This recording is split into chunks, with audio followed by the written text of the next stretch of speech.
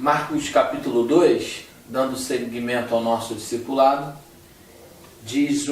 narra uma história muito interessante que eu queria trazer luz e foco para esta hora, para o crescimento da sua vida.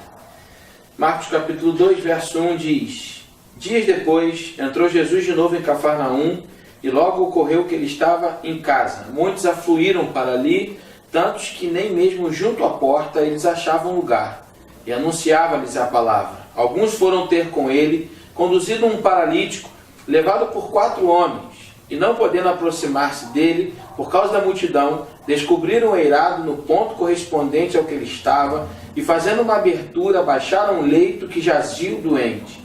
Vendo-lhes a fé, Jesus disse ao paralítico: Filho, os teus pecados estão perdoados. Mas alguns escribas estavam assentados ali e arrazoavam em seu coração: Por que fala deste modo? Isto é blasfêmia.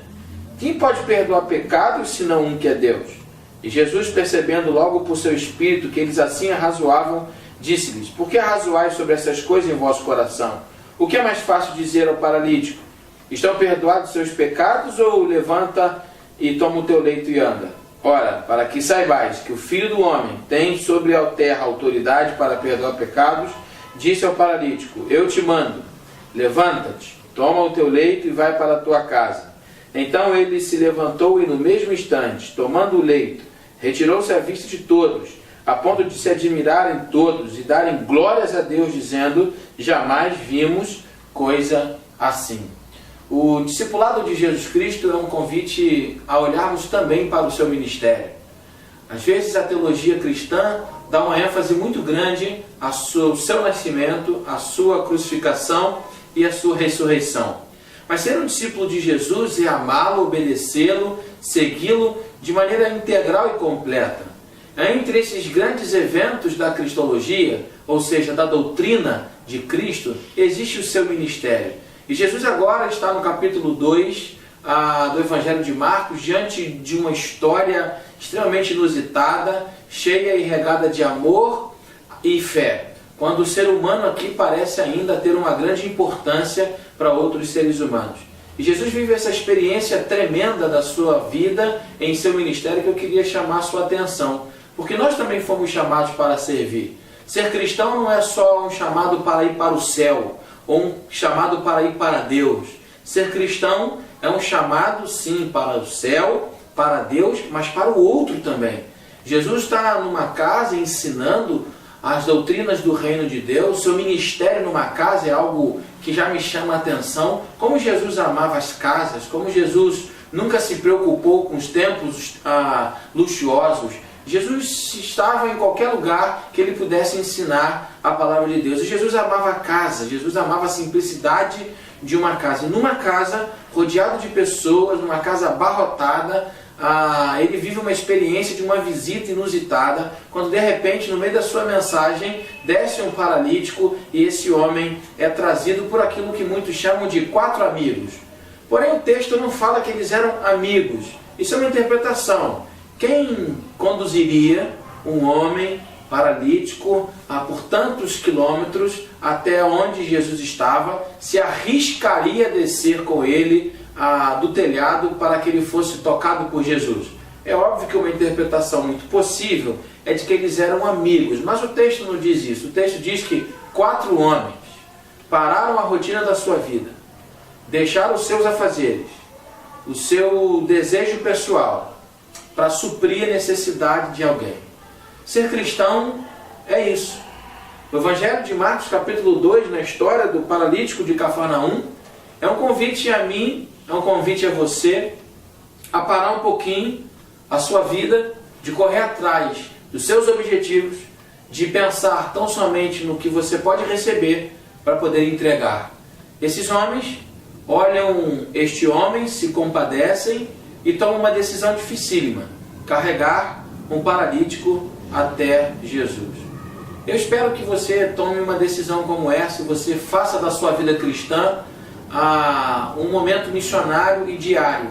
Quantas pessoas não estão paralisadas fisicamente, mas existe a paralisia do pecado, existe dor e sofrimento, e elas poderiam chegar até Jesus, mas nós passamos sempre de largo. Estamos sempre muito interessados em conquistar aquilo que nós desejamos. E as pessoas estão ficando à beira do caminho, como na parábola do bom samaritano. Isso é muito interessante e eu queria ministrar sobre a sua vida. Quem nós temos carregado até Jesus? A quem nós temos levado a Jesus? Agora, o impressionante é que Jesus, no verso 5, diz: vendo-lhes a fé. A fé de quem? A fé desses 4 homens? Sem dúvida. Mas a fé deste cara, deste homem, desse rapaz, a gente não sabe a idade dele, mas ele se permite ser conduzido. Ele não tinha como andar, mas ele poderia dizer, ele poderia falar. O texto diz que ele era paralítico, não mudo.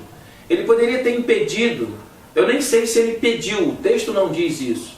Mas em momento algum ele interrompe essa história. Ele se permite ser conduzido a Jesus. E às vezes a gente se torna tão autossuficiente que pode chegar em algum momento da nossa vida em que a gente não se permita mais ser conduzidos a Jesus. Não para a salvação, mas para o seu crescimento. Nós precisamos muitas vezes chegar até Jesus por outras pessoas.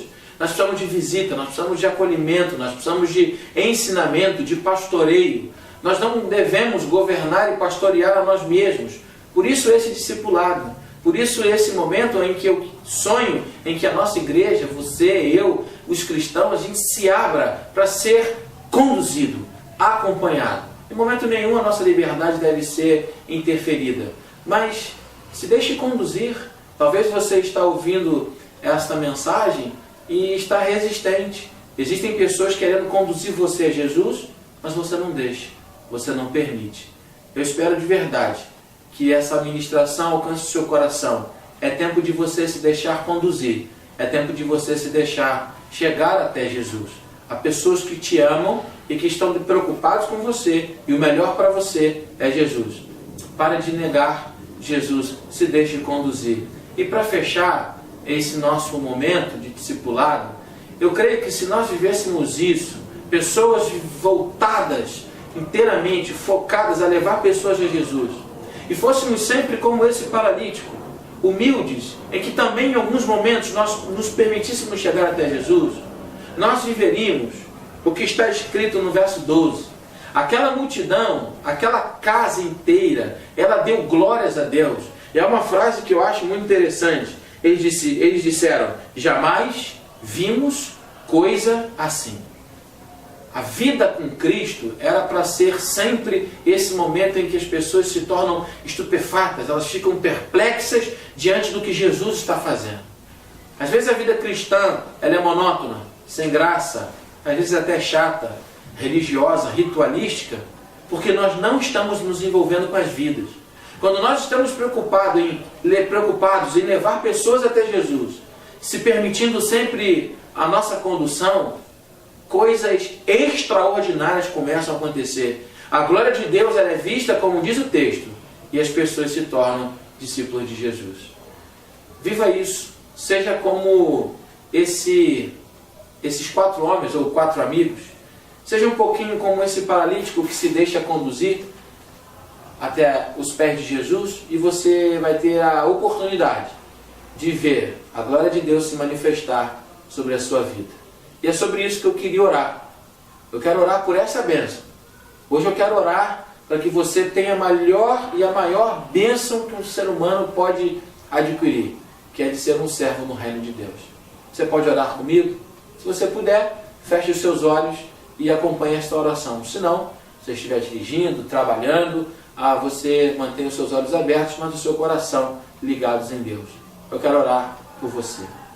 Pai querido, nesta hora, eu quero colocar a nossa vida diante do Senhor e te pedir que a gente receba nesta hora um grande avivamento, um grande despertamento, para que, como essa experiência do paralítico de Cafarnaum, no capítulo 2 do Evangelho de Marcos, essa não seja só uma experiência da história, mas seja uma experiência da nossa história.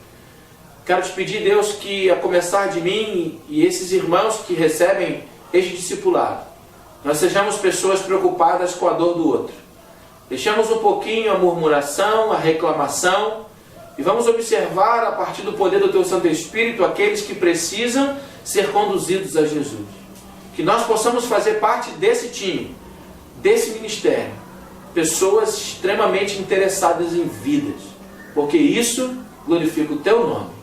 Ó Pai, faça também com que o nosso coração seja tão quebrantado, em que nós nos permitimos chegar até Jesus. Tira de nosso coração a altivez, a soberba, para que, ajudados pelos outros, sejamos cristãos maduros, discipuláveis, sempre abertos ao crescimento e à oportunidade de sermos muitas vezes conduzidos por que nós precisamos.